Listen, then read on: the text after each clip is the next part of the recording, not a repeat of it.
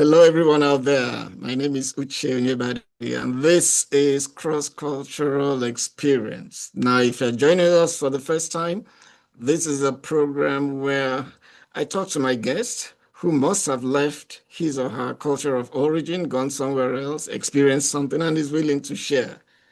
But more importantly, what did he or she learn from that experience? And that's all we do here. Today, I have somebody, a good friend of mine, all the way in Pakistan. His name is, go ahead and tell them your name and then briefly introduce yourself. Thanks, Dr. Oche. My name is Dr. Syed Irfan Ashraf. I'm teaching in Peshawar University Journalism Department, that is in Pakistan, and I'm here for the last 20 years. Before that, I was a journalist working in the cross-border Pakistan-Afghanistan areas, where I used to report on the ever-going wars. And after that, I went to see Dr. Uche in America I think that was in 2012. I think I met there with you because I went there for Yeah. PhD. And there I met Dr. Uche, and then I was there up till 2019, my defense took place for PhD, completed my PhD, came back to Pakistan, and ever since I'm teaching here again. And seeing you here once again, thank you very much, Uche, for inviting me. It's great to see you and to be a part of your colorful podcast. Right. It's great to see you too. You have not changed. You have maintained yourself. So this I'm is trying exactly to. the picture. Not easy, but I'm Okay. trying to. Yeah. All right. Let's share one or two experiences you have. But before we do that, I'd like to inform everybody who's watching, that if you want to be part of this, all you need to do is to email me at crossculturalexperiences@gmail.com. Crossculturalexperiences@gmail.com. Don't forget the S. All right, Irfan, let's share your Yeah, experience. Go on. as I told you, for the first time, I went abroad in 2008, and that was Germany. And then I went to Spain. But by then, I was already around 34, 35, or 36 years old. So my date of birth is 1973, and I took birth in a very small town in Pakistan's northwest, which is close to the border. And Okay. there we used to heard a whole lot about the Western countries and their education and the kind of glamorous life, the Hollywood. Those kind of stories were always there. And when from that small town, I came to Peshawar, which is relatively a bigger city by the Okay. Pakistan's standard, not by the global standard, but that is also close 40 kilometers from Afghanistan's border. It's one of the oldest living cities in South Asia, having 4,000 years history. Just a part of the Silk Route, the historical Silk Route from Central Asia, China, through Afghanistan. And if you come to India, so I'm living in the gateway. You have to pass through Oh, Peshawar in order to go through Lahore and then Delhi or Calcutta or Madras. So it means I'm here in a very corridor kind of environment where traders and warriors used to come through centuries using this way. Though this is a huge like geographical experience to be here, but back yeah. then getting up in a closed town and then coming to Peshawar and getting my degree in journalism from Peshawar University when I was like around 22 years of age. Uh, some of my friends used to go abroad because they didn't find any market here. And you know how they used to go because we were poor, were people from poor families, ethnic Pashtun, which is a marginalized community by the Pakistani standard Yeah. as well. We are not our state is not supportive of this ethnicity as well because this is a country which is largely controlled by the Punjabi ethnicity. And the state has some Okay. kind of relationship because most of these powerful people are coming from Lahore, which is the capital of Punjab. And Punjab is around 40 to 45% of Pakistan, so it makes sense because it's a majority ethnicity and nationality from their standard. So just imagine my place being a Pashtun somewhere in Peshawar, which is a forgotten city, old city. After education, my friends were leaving. They didn't find market. But look how they were leaving. They used to go through what they call donkey, the illegal routes from Iran to Iraq to Turkey and from there to Europe. And many of them All used to right. die in the way. And another route was that they used to give money to illegal agents and they would end up somewhere like in South Africa and from there to another African country. And from there, they used to somehow end up in Europe. I didn't want to go this way. That was too humiliating for me. And I used to convince myself when even I was a young, a university Yeah. graduate, that if I can't do anything in my own country, I will not be able to do anything abroad. This was just to convince myself. Otherwise, I wanted to go abroad. I wanted to enjoy the Hollywood kind of environment which was having in my mind. Life. But somehow I stood to my ground. I joined journalism. I joined different newspapers like Frontier Post, Dawn, and many other local and national dailies. And then I went to Islamabad there. At night, I used to work in a newspaper, and at daytime, I used to go to Qaeda University to get my further education. And then the Yeah. next 4 years, I joined Pakistan Telecommunication in a very lucrative corporate job. So I was then somebody who didn't want to go abroad, but not want to because I was very well set. And but in the meanwhile, then I started teaching as well. And after in 2006, I somehow got this notion that I'm earning money. I'm a very busy person. Everything is okay, but look, I'm not making experiences. So I then joined journalism, but this time field journalism, not newsroom journalism.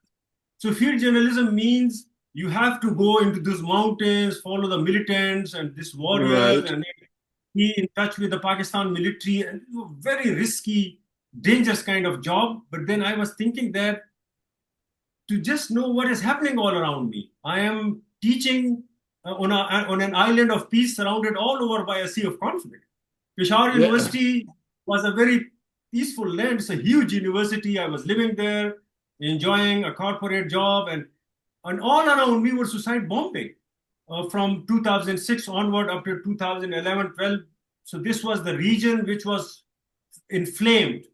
A lot of like as if every second person was a suicide bomber moving around, like this kind of environment. And then one Wow. of the experiences, even one of our suicide bomber was our teacher because police arrested him just after our class from the campus. Was So your that was teacher? too, yeah. No, he was a student. He was a Oh, student from the student. tribal area. Okay. What I'm trying to convey to you is that I was teaching without knowing what is happening around me. And students were mostly from the internally displaced areas who came from those war affected areas asking questions about which I didn't know anything. Because I was teaching them Marshall McLuhan of 1950s and 60s and Wilbur Yeah. Schramm. And they were not getting it. And they were asking questions about conflict sensitive journalism about which I didn't know much. I was not trained into that. So then I quit journalism. I took camera. I joined Dawn News, which was a new channel, and then I started working in cross-border areas. I used to stay over there in very dangerous areas with militants, sometimes in a very different kind of area. I will not call Al Qaeda, but very close to Al Qaeda kind of Right. people. Mm-hmm. And somehow I didn't know that I'm getting popular on the television without knowing because I used to be with them all the time. There was no social media in those days. And my channel called me to reward me somehow by sending me to Saudi Arabia for interfaith dialogue.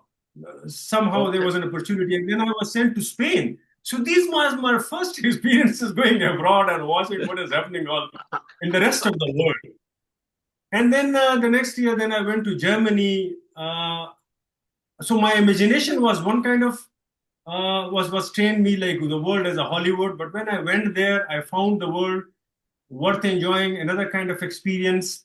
Too much shocks in a way because that was not Hollywood. But I realized that if I want to do something else in life, I must go abroad for education. So once I came back to Pakistan, I quit journalism because by then journalism was too risky for me. And I Yeah. realized that if I'm pursuing it further, I would be killed somehow because there were a whole lot of conspiracies all around me about my reporting. And I was not acceptable to the state. I was not acceptable to the militants. And particularly because one of my stories were about Malala. She was a kid, and we Yeah. somehow a few journalists told her. I was working by then for the New York Times as a fixer. So somehow I was the one who was trying to push her without knowing that she would be one day a Nobel laureate. We thought that Nobel World Laureate. Yeah. we want to use her as a vehicle for our stories. And Mm. I was very central figure into that because I wanted to use her as a vehicle for the stories of my own marginalized ethnicity because she was Mm. also Pashtun. And I wanted to convey to the rest of the world that there in Pakistan is a part where girls are not going for education, for school, simply because the state and the Taliban don't want them to go. The state can't ensure security, and the Yeah. Taliban call it as part of their Don't want religion. them. Right. And hundreds and thousands of students couldn't go. So we projected their story, and but this story then eat my journalism because then I was not a kind of acceptable journalist for the militants and for the military because I was sort of like a traitor because I was exposing something to the rest of the world which they didn't want to show. And once I realized that, then I started working on my PhD. I wrote a proposal. I sent that to a couple of universities. Before that, I was part of a SUSI fellowship. I went there and somehow I met with John Rody, who was Okay. in Southern Illinois University, and she invited me to be a PhD student there in the department where you were teaching. And this is how I came to know. Right. Uh, Tell me something. Was there anything special of about that experience coming to Carbondale, culturally speaking? Did you get Dr. any? Yeah. Me, I feel life very special. For me, every experience is special. Right. And I'm just like a Let's child share one of wherever them I in go. Carbondale. Right. Yeah. So just like a child wherever I go, it opens my eyes. I Yeah. see look at the people, the way they're enjoying, the way they're making this world a better place to live. I'm trying to learn from them. But a few of the experiences were very important. The moment I landed in Carbondale, southern Illinois, in Illinois, that was, I think, August 2012. Right. And next month, somehow, I got an invitation to talk about the drones because I belong to an area where the US has imposed drone war on Pashtuns. Right. Right. And they asked me to give a speech in Carbondale because there was a resistance community and they wanted to give a road speech to a rally. And I, coming from Pakistan, I thought that I wanted to escape violence, but violence is not letting me go anyway. I have to talk about violence again. And then they invited me, and I was scared because I thought that because back from Pakistan, my relationship with the state was through the intelligence agencies. For Right. example, ISI, Inter-Services Agencies is a huge intelligence agency, and they would keep a watch on you. So I thought that if my professor is telling me to give a speech on the drones, and I go there, and if there is a CIA or FBI somehow, and they get hold of Whatever. me, You will be exposing yourself again. yeah. Somehow, this journalistic instinct in me told me that if I'm getting a platform, I should talk because Yes. I should be on the right side of the history. So I went there and I gave a very enthusiastic kind of speech that, look, there's a dialogue between the civilized and a so-called uncivilized world. Look what the civilized world is sending, drones, and what the uncivilized, so-called uncivilized world is looking at it. War coming to their threshold. So what they should do, they have to defend themselves. Anyway, so this was the first experience. And then when I came in one of the class, so one of my teachers, Dr. Kapoor, Jyotsna Kapoor, she Yes. later became advisor, PhD advisor. I loved the way she groomed me. I learned a whole lot of things from her, but back then I was afraid of her because she was a critical Marxist scholar. And Right. somehow in one of the places, she stopped me, asking me that I heard my speech there in the rally. And I said, "Oh, really?" So I'm not watching the world, but the world is watching me. And then another experience was that in 2013, just like a common student, I was facing a whole lot of difficulties. It was very difficult for me to know how online registration, what it means. Now it's Yeah, common, but back then it was difficult for me. So for 1 month, classes were taking place online, one or two classes without me knowing that. And if you miss 1 month classes, it means like you've it's missed a a whole lot of things. it's a lot. One of my professors contacted me that you are not taking online class, you are registered there. I said, no, but every day I'm coming to the department, there is no class. He said, but it's online class. I said, okay. And then I used to go there because I was not having the membership of the library. I was too late for everything. And Right. there I used to, in front of the library, there used to be a place where the internet used to come. So I was not able to connect with through the internet. I was not having a place where to stay. I was late in every way. It was my own fault, not the fault of the university. Uh, And all night I used to stay over there using the library's internet because by 12 o'clock probably library used to be close. closed, Yeah. and I would work for the next day, and that used to be very cold, and there used to be a particular kind of smell within that beautiful fragrance. I will not say Yeah. call it smell, but even now when I go to SIU, I sit over there and I just feel the that ambience of the university, and then I go into my past that I used to sit here all night working in that cold weather. All right. Okay. So let me ask you this. Now, given all the experiences from the small town to Spain to Germany, back to the United States and having is there anything, what can you say you learned from those experiences? If you had to just put it in briefly, what did you learn? Because that is the crux of this, conversation. What did you learn? What I learned is don't scratch a place which doesn't belong to you. Why it doesn't belong to you? Why? Because in many places I said something which became a huge, huge issue for me. For example, in one place I called somebody a fat lady, and it became a huge issue because it Oh, is body shaming.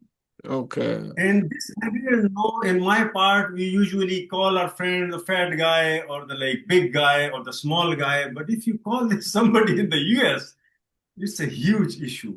Is Another it? thing is that uh, here in my part, we give friends very unnecessarily advices, unsolicited advices. Yeah. And there also somehow I was judgmental. And whenever some friend I found him crying or her crying, or if there is some hard time coming, and I used to go and I used to tell him or her, do this or do that way. And I used to spoil the situation further because then an issue was not her or his issue. It was then I became the issue everywhere. So I learned that don't interfere in others' affair unless somebody tells you to give some advice.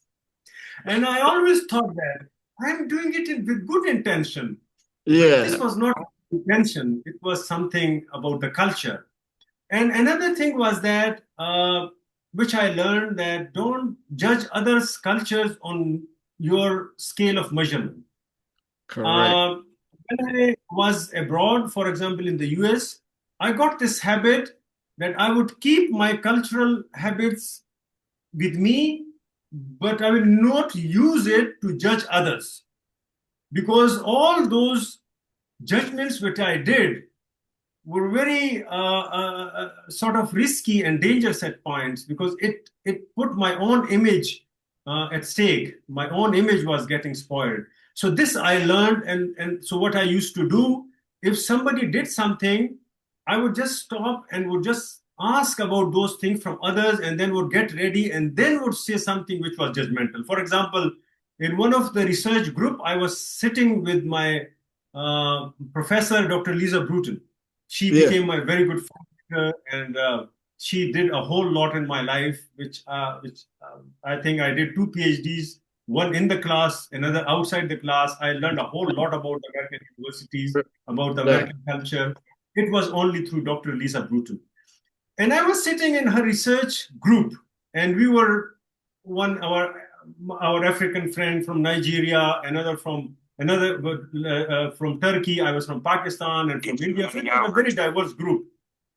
And there somehow one of our friends were coming, and she was having very red shirt and Yeah. white trouser and very shiny kind of dress. And I said, look, it's a very like bad approach. Like, look at the color and the dress and this. And my professor told me, is there any problem with you if she wore this kind of dress? I said, no, there's no problem, but and next time I came to know that, yes, I should be happy people wearing colorful dresses, not just all Whatever. black. Okay, so I know that you have had so many experiences that we can go on and on and on and on and on, but this is a very good place to stop it. The conversation can continue some other time, and I want to thank you, for taking the time to be part of this. And I'd like to say again that anybody who wants to be part of it can just email me crossculturalexperiences@gmail.com. Hey, my very good friend, thank you very much, Thank you very much. Thank and you. stay Yeah, safe. so nice of you. It's ended. Program is Yeah, ended now. right. Okay, Now, okay, yeah. let me just end it at this point, and then we can Okay, continue the conversation. thank you. Thank you. Okay.